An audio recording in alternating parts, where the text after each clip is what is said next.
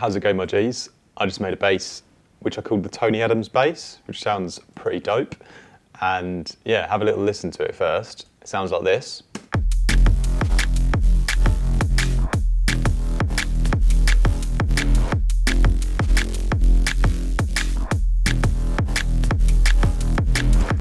And the reason I called it the Tony Adams bass was because I was adjusting the tone, and then I suddenly wrote the word Tony instead of tone by accident. And I'm actually reading a book about Tony Adams, who's a classic English footballer. It's got a pretty interesting life. Anyway, yeah, let's talk about the sound design of this patch while I'm sitting here in a house with no internet in France. I'm going to try and upload this video later on. But yeah, I'm going to take off the processing, and then let's quickly run over the oscillators first, because I think this has got a really nice movement to it, and also, yeah, a nice tone. Shout out Tony. So start off with a saw wave. And yeah, just to look at the Midi quickly, I've just got two notes. It kind of just starts a bit late on I think that's an F. And then just drops down to an E. With a little bit of a gap on the downbeat always, and then a little bit of a gap just before the end as well, so it doesn't sort of repeat itself, or sort of have too long of a release, you know. So starting off with a saw wave, and I just sort of take this level off. Yeah, so I add in a sine wave underneath at -24, so this is like the main sort of sub-E part of the sound. And then you'll start to hear the first oscillator when I add in number 3, which is another sine wave at -12, and this is FMing from our saw wave here. This is where it already starts to get pretty juicy. And the whole movement and stereo character is coming from the unison here, and I've made sure it's at a nice speed so it fits with the drums. So it's at 22% here. And this is going to be controlled on the macro, the Tony macro as well. But yeah, this main kind of pattern or sort of movement from this sound is coming from the unison and the detuning between the kind of saw wave and the sine wave here. But then there's another few subtle movements that I've all tracked to the LFO2 here. So I've put it on the smear mode, so it kind of goes up and down on both of these oscillators in a bit of extra distortion. And then on the FM mount as well, that kind of opens up a little bit here, so that gives it a little bit more character as well. It sort of goes up and down on a 1/2 dotted rhythm.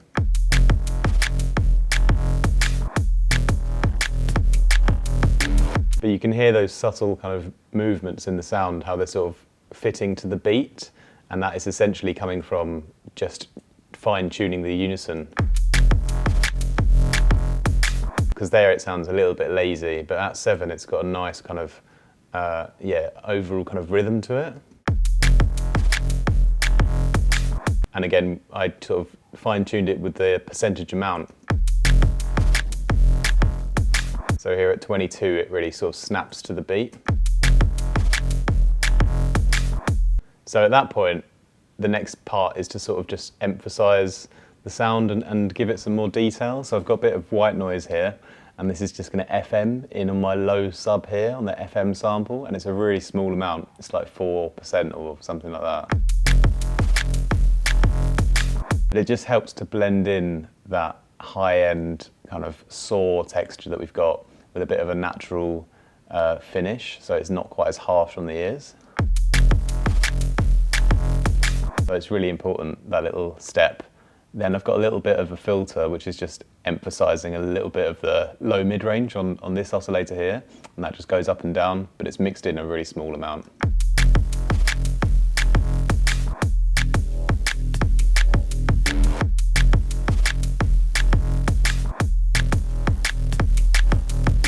Just kind of shaping the sound as we go.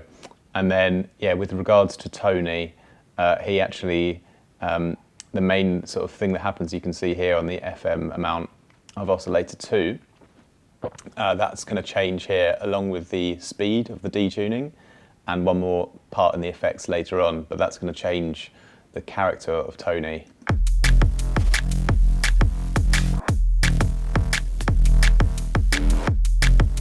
So you can have basically the same patch with two different sort of tones to it.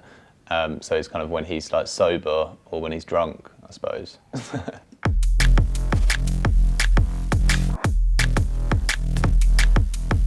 Two versions of Tony. Anyway, let's move on to the effects. And yeah, this is a really cool part as well. The chorus really brings it to life here because I've put it onto freeze mode. I've kept the voices at 16. And then what I've done is I've modulated the delays on the LFO, and this delay 1 goes up, the delay 2 goes down, and I've fine-tuned the depth so it really like kind of blends in with the original. So if you take a listen,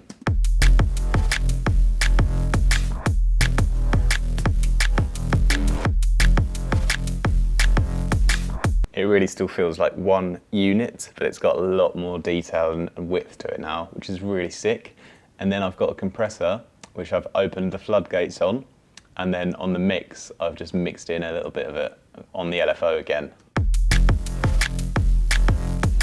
Just to get a bit more of an overall nice dynamic movement to the sound that's quite subtle. Then this is where it gets really cool, which is when we add the Seinfeld. And if you've done everything quite cleanly up to this point, the Seinfeld Distortion, which is my favourite, can normally sound really great if the patch is quite clean to begin with.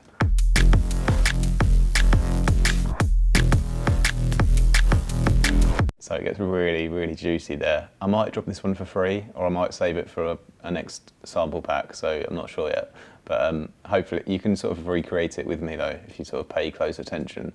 Anyway, the last or second to last kind of step is the EQ, a little bit of a mid-range push here. Then I've got a little bit of a filter, which is actually going to be on the macro. So it's not going to be turned on until we activate Tony's getting drunk mode.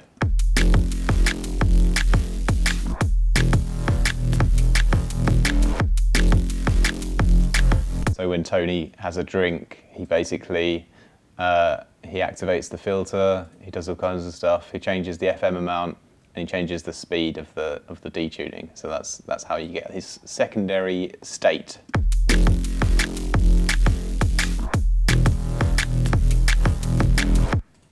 Touch of reverb to finish. I believe that's the last stage. Just taking out the low end, putting the size up a little bit and mixing it very, very low in the mix. And then just a little bit of post-processing to finish.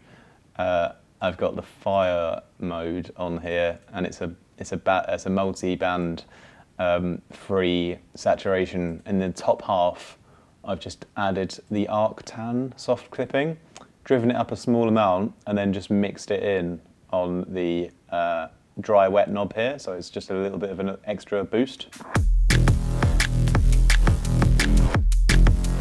And then we've got a nice little cheeky sidechain to the kick on a volume shaper on the LFO tool to finish.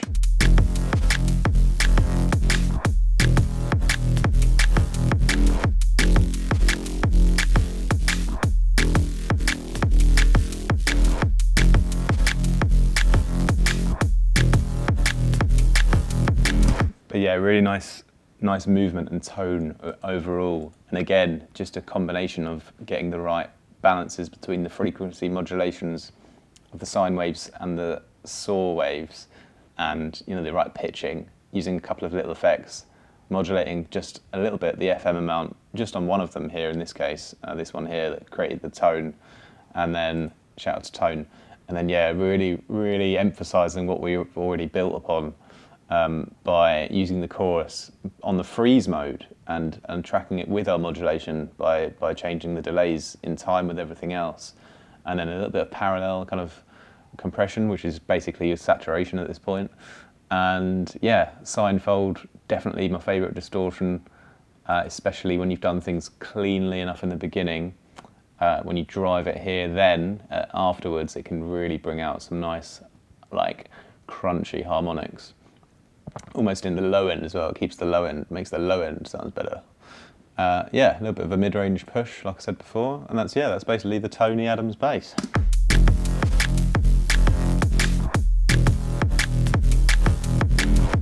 I I really wanted to make one little tutorial while I was down here at my family's in France for you guys. So yeah, glad I've managed to get one out somehow. But I'll be back in Berlin, back in the YouTube dark room studio in the next couple of days. So I'll do some more high quality edited videos, perhaps with my face and everything. Anyway, hope you guys have a productive rest of your week. Don't do anything I wouldn't.